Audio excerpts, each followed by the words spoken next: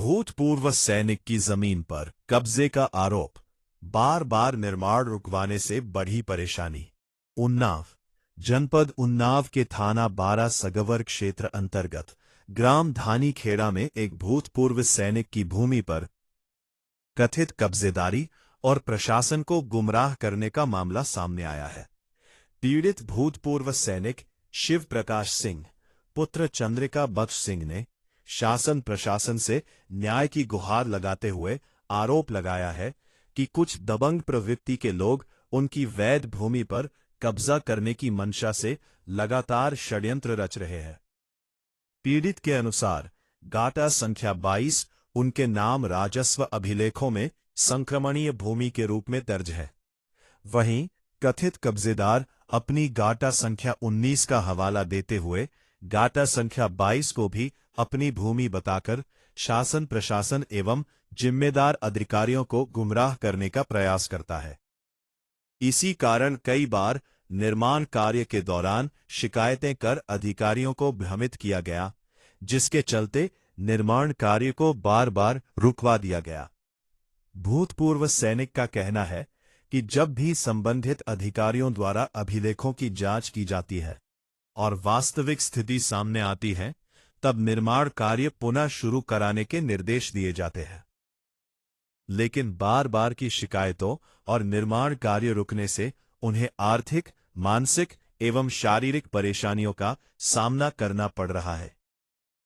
पीड़ित का दावा है कि संबंधित भूमि पर उनका स्वामित्व राजस्व अभिलेखों, सक्षम अधिकारियों तथा न्यायालय के समक्ष स्पष्ट हो चुका है। इसके बावजूद कुछ लोग भूमि के मूल्य और सड़क से लगे होने के कारण उस पर अवैध कब्जा करना चाहते हैं। उन्होंने आरोप लगाया कि कथित दबंगों के विरुद्ध विभिन्न आपराधिक मामले भी दर्ज हैं, लेकिन इसके बावजूद वे लगातार विवाद उत्पन्न कर रहे हैं।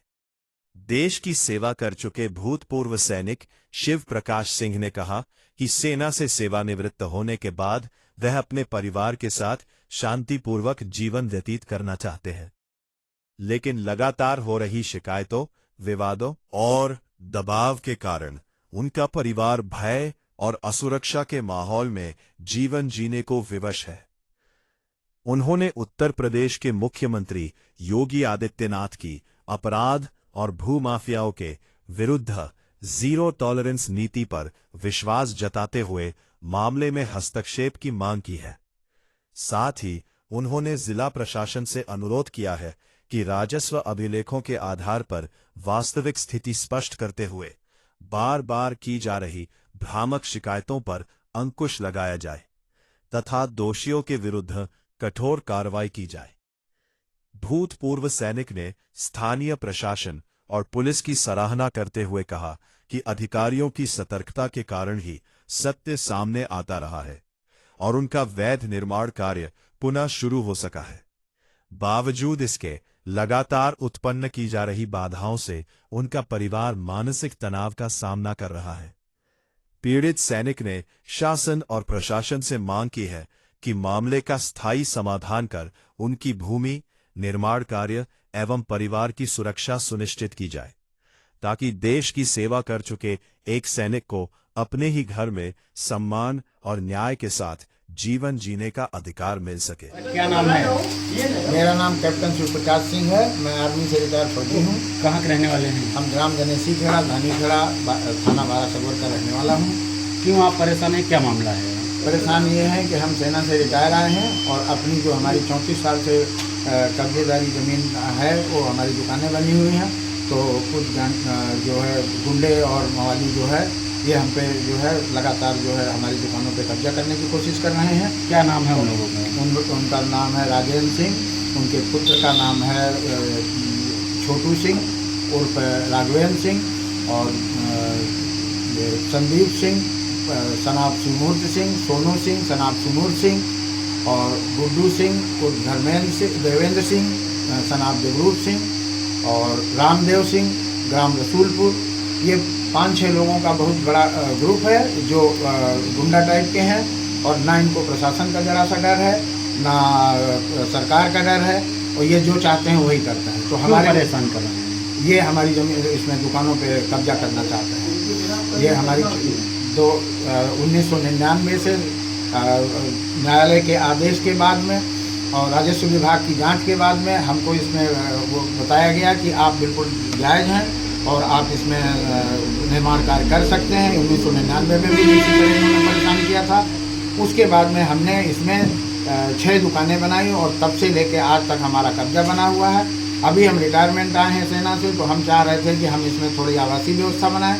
जैसे भी हमने ऊपर नीचे हमारी दुकानें 94 से बनी हुई हैं और ऊपर हम बनाना चाह रहे हैं, तो ये गुंडे सब जो है लग के हमारे साथ आए दिन मारपीट की, जान से मारने की धमकी देते हैं और बोलते हैं कि तुम ऊपर बनाओगे तो हम तुम्हें जान से मार देंगे। तो इसकी शिकायत पुलिस प्रशासन से आपने भी? हाँ, इसकी शिकायत हमको जब भी दिक्कत होती है हम प्रशासन के पास जाते हैं, क्योंकि हम अनुशासित आदमी हैं, सेना से रिटायर हैं और वहाँ प्रशासन हमारी पूरी मदद करता है। तो ये पीड़ित क्यों पुलिस से नहीं डर रहे हैं, क्या कारण है? अब इनके अंदर बिल्कुल खुला वो है, ये इधर उधर सब जितने भी लोग हैं इनसे दबते हैं और पुलिस का भी इनको डर नहीं है, क्योंकि ऊपर से इनको जहाँ से भी इनको नेता नगरी से इनको वो सहयोग मिला हुआ और वहीं से जाके ये फ़ोन करा देते हैं।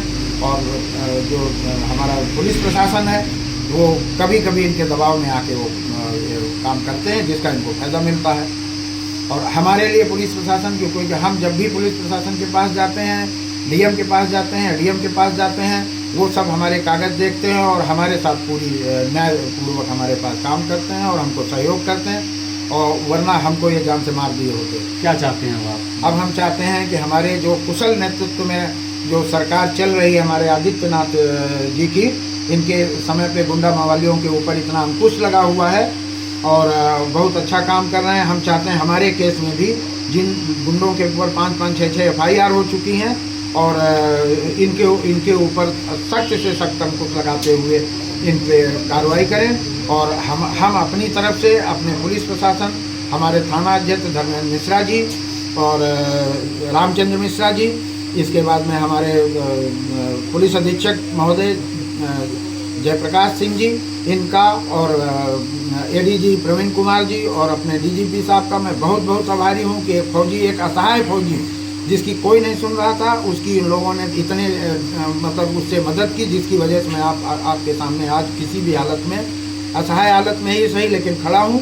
और काम रुक जाता है हमारा, लेकिन ये लोग फिर प्रयास करके हमारा काम जो है चल रहा है, धीरे धीरे हम अपने सफलता की ओर बढ़ रहे हैं। और अब हमारा यही निवेदन है कि इन गुंडों के खिलाफ जब तक कार्रवाई नहीं होगी, इनकी वजह से हमने अपना घर छोड़ दिया, गांव छोड़ दिया, कि जब तक हमारे माता पिता का जो देवस्थान था उसमें इन लोगों ने गुंडों के साथ मिलके उस घर के अंदर घुस के हमारी पत्नी के साथ अभद्रता किया और हमें जान से मारने की धमकी दी और बोला कि हमारे खिलाफ जो है थाने में गया, माधव चौक पर दोबारा थाने गया तो उसको जान से मार देंगे। इन सभी स्थितियों में मैं जो है अब थोड़ा सा अपने को संतुष्ट महसूस कर रहा हूँ, जिसका पूरा श्रेय हमारे पुलिस प्रशासन को जाता है। धन्यवाद।